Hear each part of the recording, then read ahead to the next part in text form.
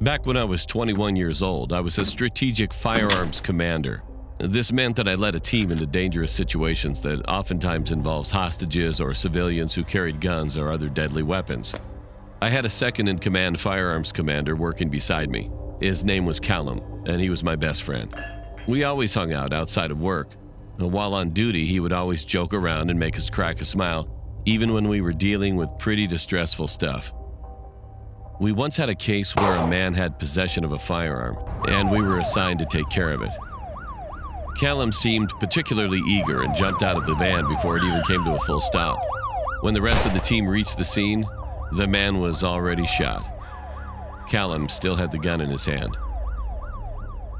Soon after, I asked Callum why he was so eager to do it. And then he said he had no specific reason. He was just excited. I believed him because he was my best friend. Later on, when I was looking at the man who was shot, I looked him up on social media and realized that he and Callum added each other on Facebook. Upon further investigation, I realized that there were thousands of messages sent between the two where Callum revealed sensitive information about several operations. I knew that he killed this man on purpose, but I had no way of proving it. He was taken to court and was sentenced to 3 years in jail for perverting the court of justice. I testified against him and was no longer his friend. When I was 24 years old, I was still on the firearms team. All that happened with Callum was behind me, and I was happy with my life. One night I went home really late after work. As I walked to my apartment, I realized that it was trashed. I called the police and they reported it, but there was not much they could do because I didn't have a CCTV. As I got into bed, I saw that there was a note on my bedside table. All it said was, "Remember me?" I instantly recognized Callum's handwriting. And now that he was out of prison, I thought that he would move on with his life. I was so wrong. This was his revenge. The next day, I went to the underground parking lot and I saw that my windscreen was smashed. It was clear that he wasn't over me testifying against him. Soon after, I also saw him near my apartment. I ran after him, but he ignored me and ran away. I tried calling his old number, but it was no longer in service. Then an envelope was sent through my door, and it contained hundreds of photos of me at work, home, and even out with my girlfriend at clubs and restaurants. These were all taken very recently. The last one, though, was a picture of Callum and I from years ago, and on the other side, written with a big red marker, were the words, "You're dead." I reported this as stalking and hoped he would end up back in prison. The police had gone to his listed address, but there was no one there. In fact, all of his bags were packed. I knew he was still in the area somewhere, though. One day I was by myself in an unmarked car, and I saw this Toyota Yaris, and it was driving close behind me. It was my gut instinct to get the plate number checked, and I was going to. But then I got a Priority 1 announcement on the radio saying there was a crazy man on a bus who had a knife and stabbed someone. I turned on my sirens and blue lights and headed to the accident. As I got on the bus, he was already arrested, and the ambulance was already there as well. As I was about to leave the bus, I heard a loud bang, and a man on the bus fell down. He was shot through the window by a man who was wearing a black hoodie. He immediately ran. I ran out of the bus and went to the boot of my car. I got my MP5 SF out, which was a large rifle with sniper capabilities. I ran after the suspect and radioed in. They gave me an order of critical shot, which meant I could shoot to kill the suspect. He ran through the town center and went to the left. I was worried about public safety as he had a large rifle as well. I realized instead of running after him, I needed to get on a roof and shoot down. I went to this building that had views of the right and left. It took me 5 minutes, and I was worried that he would have run away by now. As I got to the roof, I turned my gun to the sniper level. I used the eyepiece to scan, and I saw a man in a black hoodie running. I fired a shot, and he fell to the ground. By the time I got there, more armed policemen came to the area. I was shocked to see Callum. He was the one who followed me in the car behind me, and that shot in the bus was meant for me. But he missed. Callum was dead. I felt sad, but also relieved that this was all over. The man shot in the bus survived, and I was promoted for my diligent work. I'm still working in the force.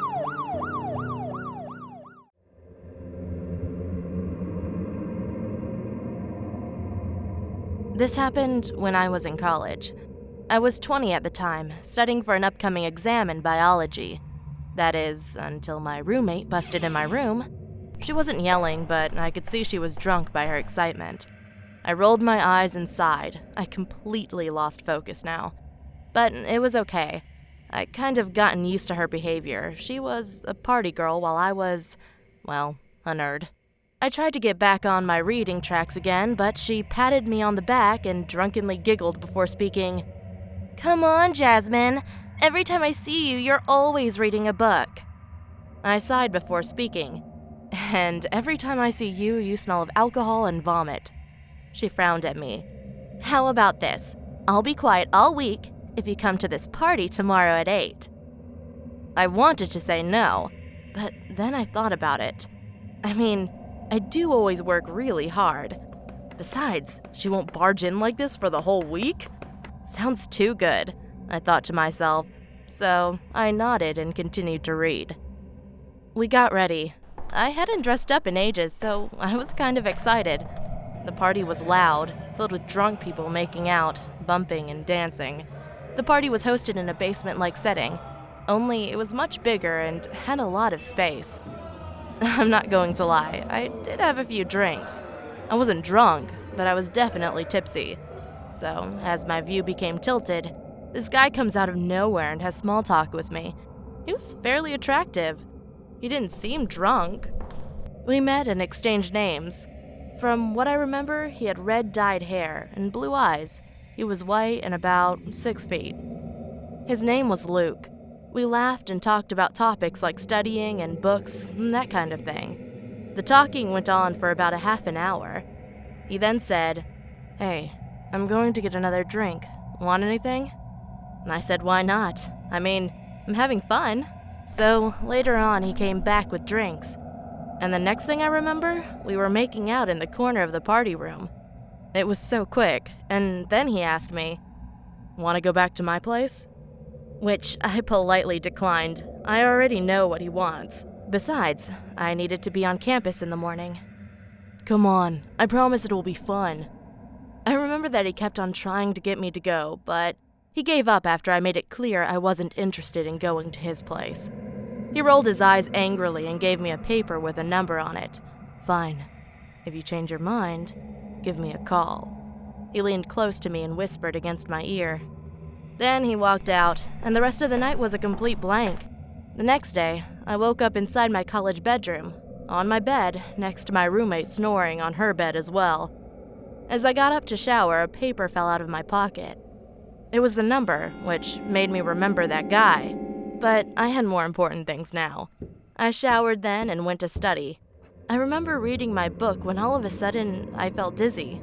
Then I woke up in the bed with police officers and nurses talking next to me.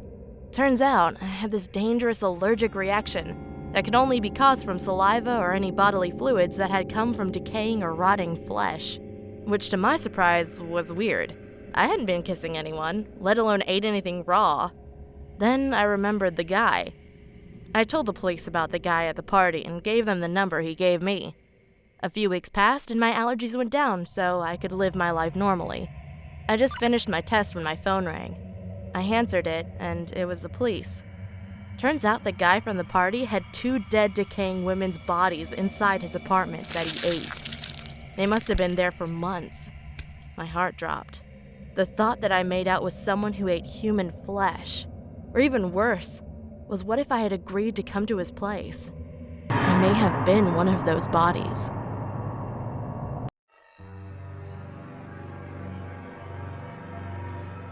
This fact happened when I was 15 years old, beginning of last year, 2018, when I finally got to sophomore year here in Brazil. It was an ordinary Friday night. Suddenly, I felt a little bit hungry, so I decided to put on some clothes and go to the snack bar. It was barely 10 minutes from my house. I usually pass through the alley to go to the snack bar, but that time, everything was so creepy in there. When I was halfway there, it was dark, empty, abnormally cold and gloomy. I felt slightly intimidated, but there was nothing there that could really harm me. So I decided to just go through that alley. Then I thought, nothing's gonna happen. I kept going until I suddenly heard something weird on the other side of the alley. There was a man in there, staring at the walls in hunchback stance, grunting weirdly.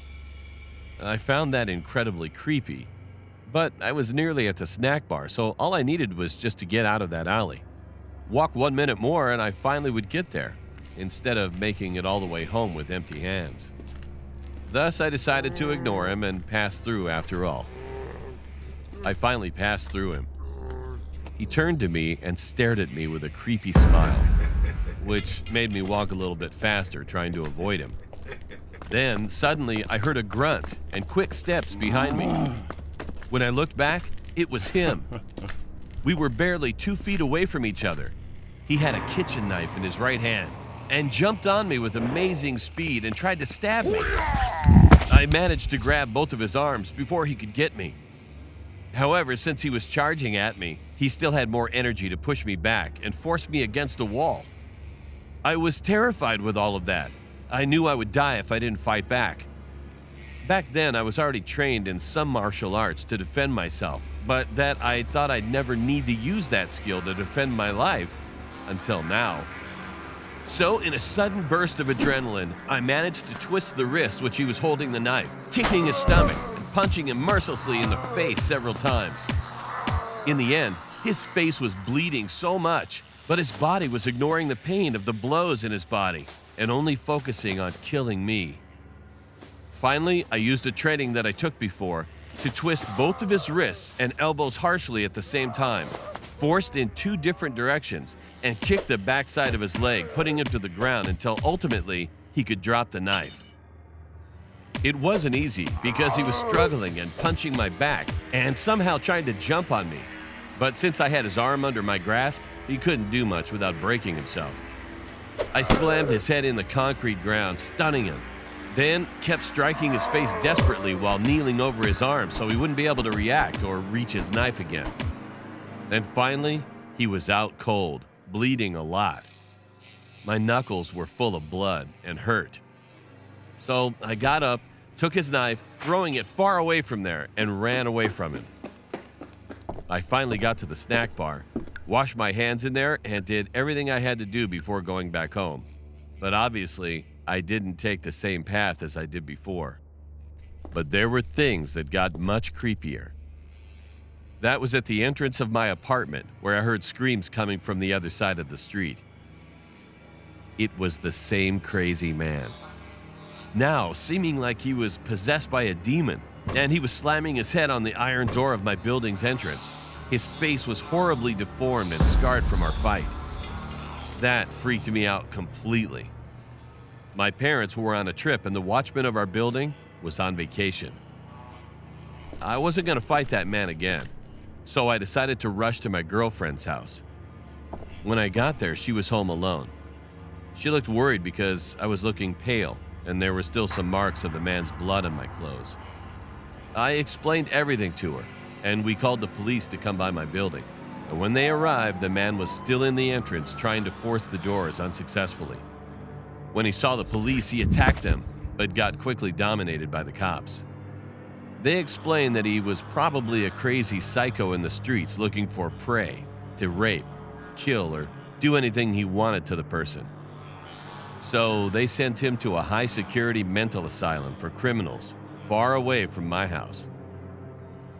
I feel so lucky that I survived that day, and I'm hoping that I will never see that man again.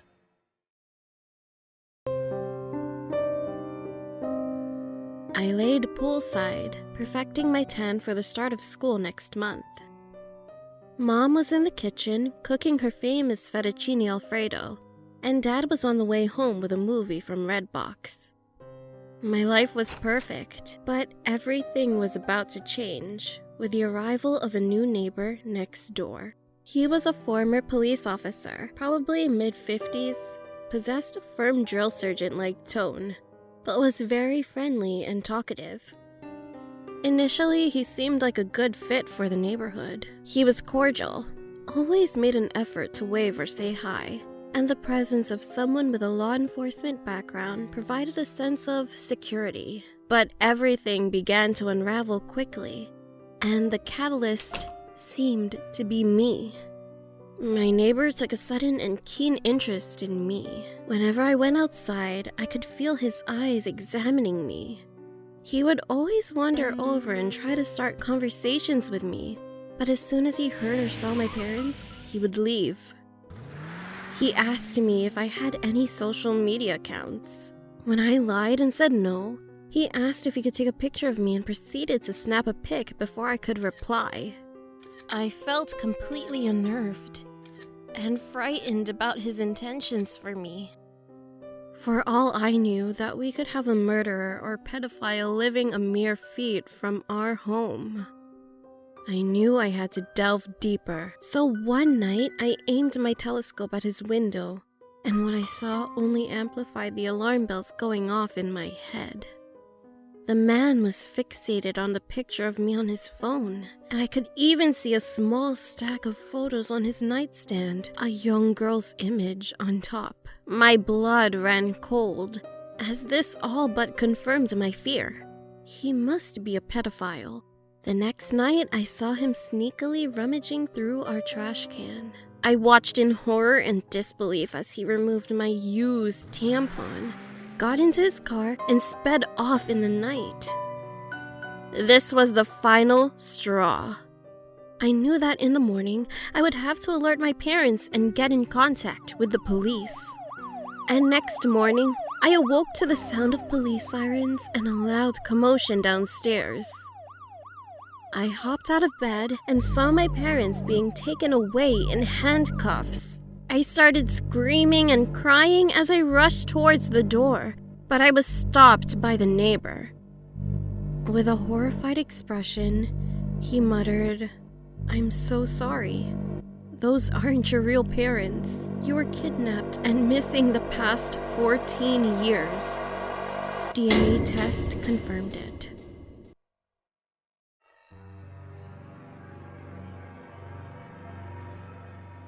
It was on Friday night. I was finishing the last deliveries that I worked for. I was headed to the bar that I would usually go to every night to grab a glass of wine. I noticed there was a new bar that had recently opened, a kilometer away from the usual bar, so I decided to try it out. When I arrived and pushed the entrance door, I noticed something very weird. There were only 5 people inside, and they were all dressed in Halloween costumes, like vampire, ghost, werewolf, witch, and black magician. I felt really uncomfortable because I was the only ordinary person there, and also because Halloween was over 2 days ago. I was still awkwardly standing there blocking the entrance when all of a sudden, all the people started staring at me as if I had done something terribly wrong. I made my move and walked over to the bartender. The bartender looked almost like a real executioner. He asked me rudely in a gruff voice, "What do you want to sacrifice, blood or flesh?" Well, that creeped the hell out of me, but I thought this was his way of taking a Halloween order of alcohol. So I requested to him, "1 glass of blood, please." He turned around, grabbed a wine bottle, and poured it into a wine glass. Later, he opened a drawer and took out a black satanic pentagram necklace. He dipped the necklace 3 times while muttering something into my drink. To my surprise, the wine turned black in color, and he placed the glass on the table and told me to drink it in 1 shot. I was really thirsty at that moment, so I took the glass and drank it completely. It was quite strong, and my vision was slowly starting to blur. I paid the bartender and left the bar immediately. While I was walking, I started to feel dizzy, and my vision was worsening. I wasn't focused on where I was going, as my mind was in a vision of all the faces of all the people I saw in that bar, maniacally laughing and giggling at me. All of a sudden, I had already arrived home during my vision. At first, I was relieved, but when I closed the door behind me and turned around, I knew that I was in the wrong house. It was completely abandoned, cold, gloomy, and barely lit with the rays of moonlight. I tried to open the door, but it was totally locked. Right when I was going to run into the door to break it, I heard the upper wooden ceiling was creaking, as if someone was up there walking slowly, step by step. I was really afraid as I had no weapon to protect myself. I tried to call 911, but had no reachable service to call. My only option was to go upstairs and find my way out. I carefully walked upstairs and reached the top. To my left was a dead end, but to my right, I saw a hallway with 3 doors on each side. I opened the doors one by one to find nothing but dark, empty rooms and no way to escape. Finally, when I opened the 6th door, I saw a pentagram was drawn on the floor with 5 candles around, touching all 5 corners of the star. This sent me back to where the bartender dipped a necklace with the same symbol into my drink, and there was a figure floating vertically right above the symbol below. But the light provided by the candles was not enough for me to figure out what was floating. Accidentally, I dropped my phone on the old wooden floor, which created a loud sound. The figure was slowly advancing to my direction. I quickly backed off and hit my head against a wall behind. That figure, I can't forget it. My body was completely paralyzed when I saw that the same bartender at the bar was this guy. He was still dressed as an executioner and faced my powerless body. To make matters worse, the doors of the empty room started opening on their own, one by one, and out came all of the 5 people I saw at the bar. They were all laughing at me to the point I passed out. Then I heard silence. Then I woke up and realized that I was in a hospital. I asked one of the nurses what was going on. She told me that a group of teenagers saw me walking out of the forest and then walking to the abandoned house. They tried calling out to me, but I didn't respond nor look at them. Then the group saw me entering the house, and when they tried to open the door, it was locked. And so they called 911 thinking that I was trapped in that house. 30 minutes later, the police staff arrived and broke open the door and found me unconscious lying on the floor. They brought me into the hospital and were trying to investigate what had happened in that abandoned house. Later, I told police officers the whole story when they came to ask, but they didn't seem to believe me, while some of them were laughing, thinking that I was making it up. After that, I went home and directly went to sleep. The next morning, I hurried to the bathroom because I had to vomit very badly. And after I did, I noticed that my vomit was black. To forget things, I tried taking a cold shower, and when I was showering, I felt a sharp sting on my back. Then, when I changed the water temperature from cold to warm, the sting started to feel even more painful. I turned back with my head, barely making it to see behind. Then I was shocked for life. I had the same satanic pentagram carved on my back, which was surely done by a sharp object. From then on, I never went to a bar again.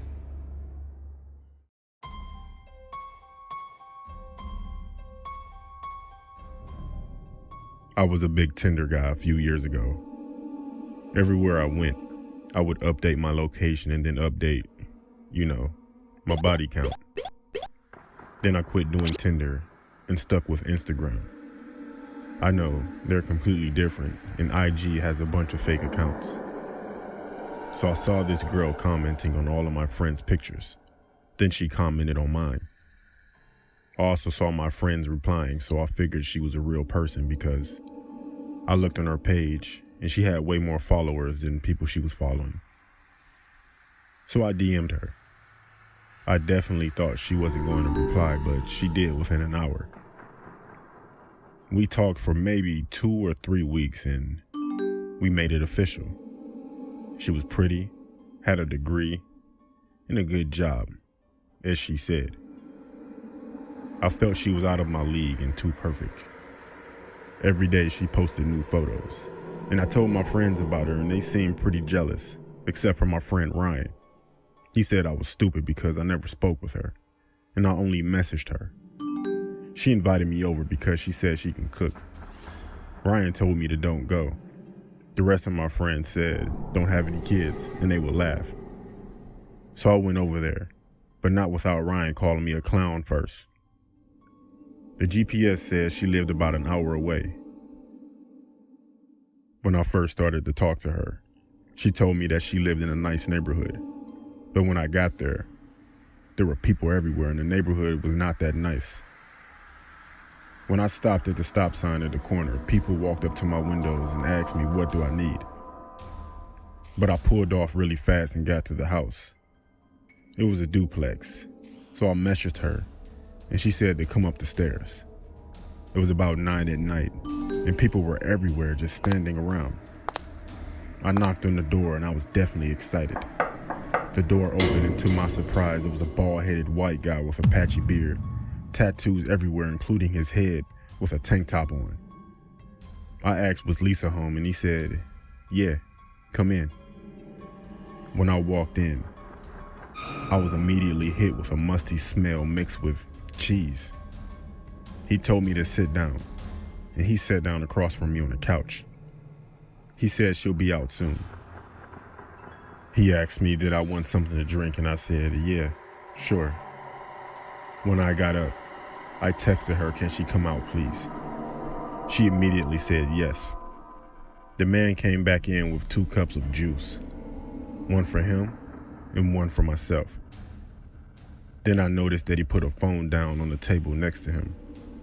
So I acted like I sneezed and got some on my arm. Then I asked for a tissue. He went to get some tissue and he left his phone like I thought he would. I texted her back, and to my horror, the phone rang. I looked on the caller ID and it was my name. I heard him coming back. He came back and we sat there for about a minute. And then the phone rang again because he never checked the message that I sent. He looked at the phone. I looked at the phone. Then we looked at each other. I postured up, and he calmly said, I guess you caught me. Then out of nowhere, he lunged toward me, attempting to grab me. I punched him, and he fell on his face. I ran out of there so fast, and I never looked back. Yeah, I called the cops. And when they got there, the man was still knocked out. After that, I never went on dates with people that I met online again.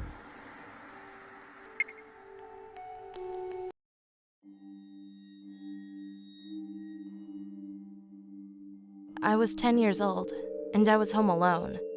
But that wasn't a big deal because we lived in a small city.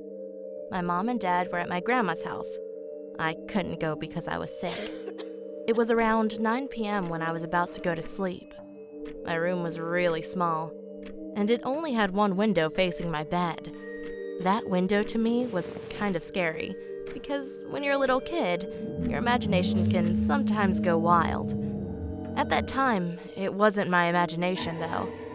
Like I said, I was about to go to bed when I heard a loud scream coming from outside. It was really scary, but I tried to be quiet so I could listen to what was going on outside. Nothing was happening, though. It was really quiet, like nothing had happened at all. Quieter than normal, actually. Some time had passed, and everything seemed okay, so I just laid down and tried to sleep. 1 hour later, I heard that loud scream again, but this time, it seemed to be closer. I froze. I was so freaked out I couldn't even move. 30 minutes later, again, the same scream. At that point, I was about to cry. I don't know why, but that scream wasn't just a scream. It was at this high pitch, and it was just so creepy. Finally, 15 minutes later, I saw something at that window. It was a really skinny woman, and she seemed so happy for some reason. She was smiling, and her smile was so big and creepy. When I saw her, I started crying, and she started screaming again. I was horrified. She was just looking at me, smiling and screaming for the whole night. The next morning, my parents came back home, and I told them everything. They called the police, and the police found out that my window, that was facing my bed, was broken. But it didn't seem like it was broken with some sort of weapon, but as if it were broken by a really high pitch.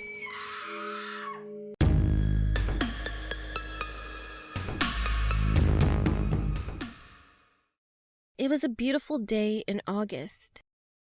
My family and I had just finished packing for our trip.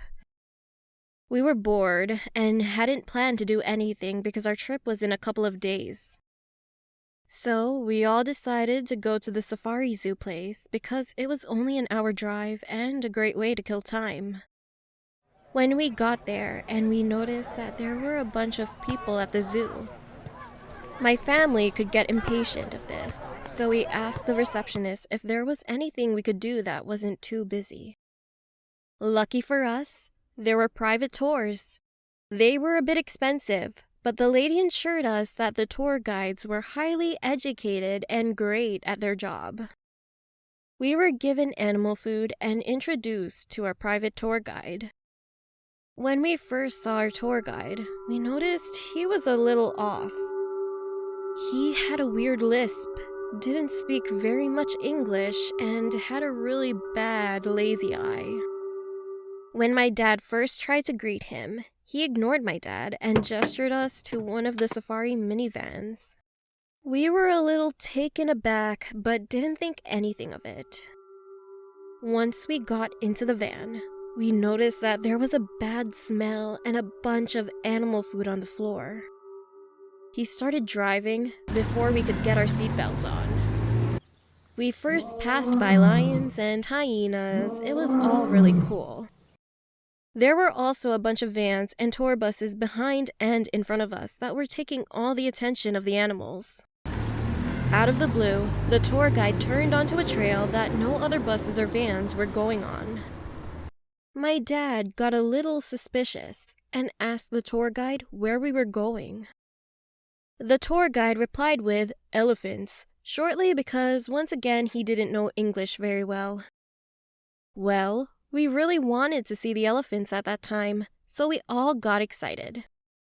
After a good 10 minutes of driving, we noticed that we had seen no animals and no other tour guides, just a never-ending forest. My mom, who has paranoia, was getting worried and repeatedly asked the tour guide where he was going. But then, he never answered. All of a sudden, he stopped the car and said he had to get something from the back of his car. My dad was getting red flags and watched him from the rearview mirror. And then, my dad hopped into the driver's seat, locked all the doors immediately, and pressed the accelerator to the floor. With a fearful face that I've never seen before like that, we were all slammed into the backs of our seats. "What's going on?" my mom yelled. "I saw him holding an axe," my dad yelled back. We made it back to the safari and to the receptionist. We explained the whole situation and she called the police. They had a long search and finally he got caught after a few hours. We got a full refund and later found out that our tour guide didn't even work at the safari but used a fake ID. And had history linked with murder, kidnapping, and other crimes we won't mention. We also found out the reason that the car smelled so bad was because the tour guide admitted to killing multiple safari animals and taking them home. To this day, I still wonder what would have happened if my dad didn't look in the rearview mirror when the tour guide stopped the car.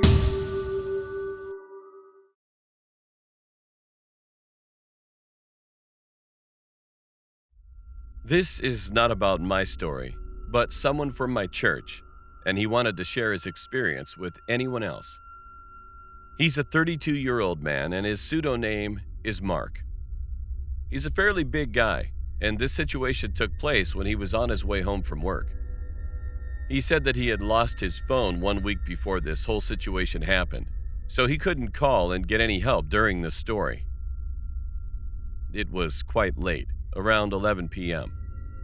He had finished work and was walking to a taxi stop location, and when he got there, a few people were standing around waiting as well. After about 2 minutes, he noticed that there was a minivan approaching. Usually, minivans are cheaper than taxis, and he felt tired that day, so he decided to take the minivan.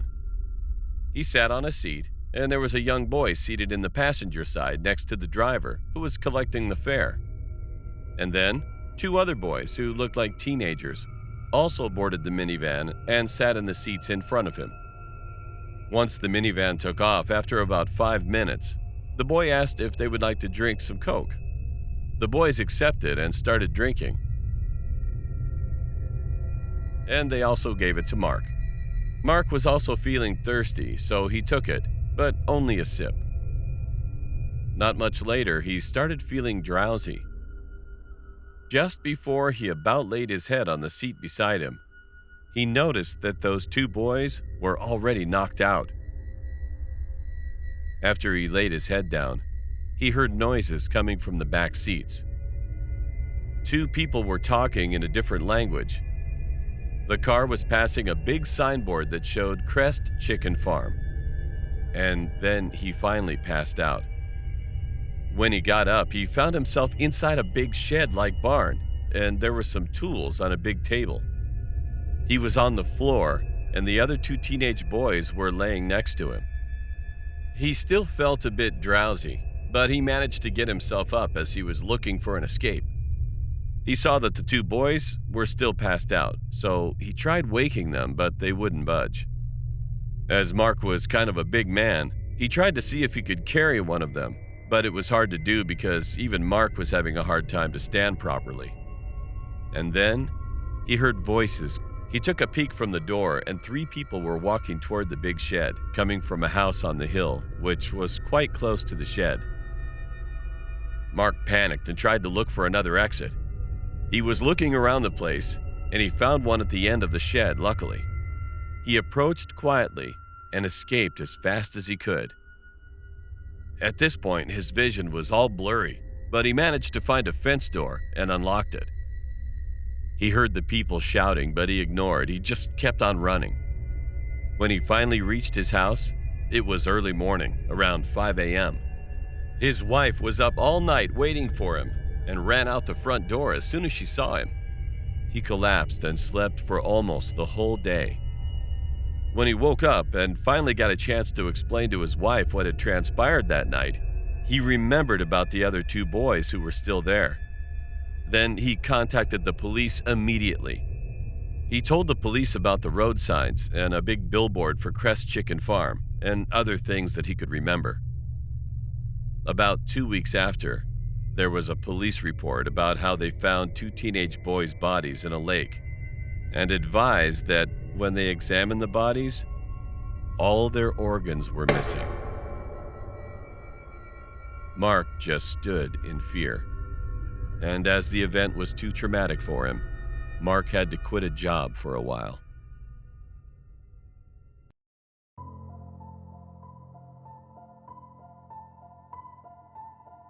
When I was a kid, I was really into paranormal things such as ghosts and spirits, so I always got really excited for Halloween. On one Halloween, my parents took me and my brother to a ghost tour in the city. During the tour, we would visit real haunted houses, which were said to have some really violent ghosts. I couldn't be more excited. We arrived at the location for the tour meetup, an empty parking lot, but we were a bit early and nobody else had arrived yet. It was a chilly October night, so my parents decided that we should find a building to wait in until more people arrive. We walked over to the building that the parking lot was meant for, an old hotel, and entered the vestibule. We tried to fully enter the building, but we found that the doors leading to the lobby inside were locked. After a few minutes of standing around, I started to feel strange. A nauseous feeling had swept my stomach.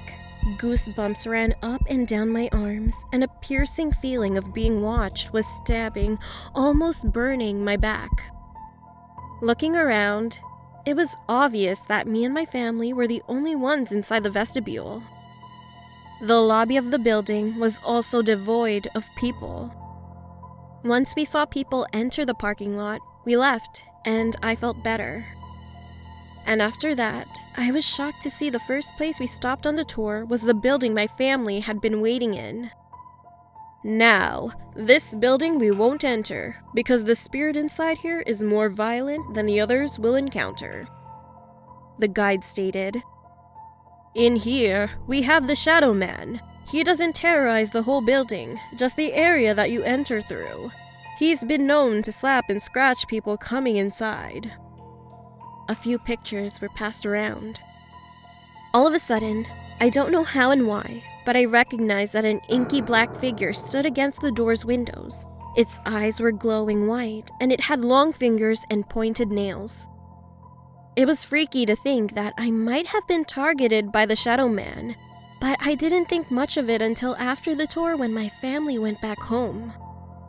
I started to complain to my mom that my back was itching and burning, so she grabbed some ointment and told me she would look at it.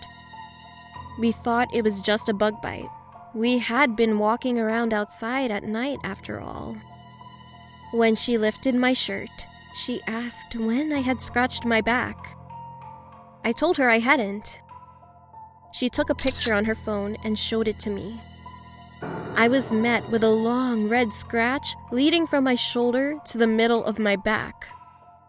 The skin on my back was a shade of red, like a rash. Me and all of my family couldn't say anything, but just turned back straight to our house. The Shadow Man had got me.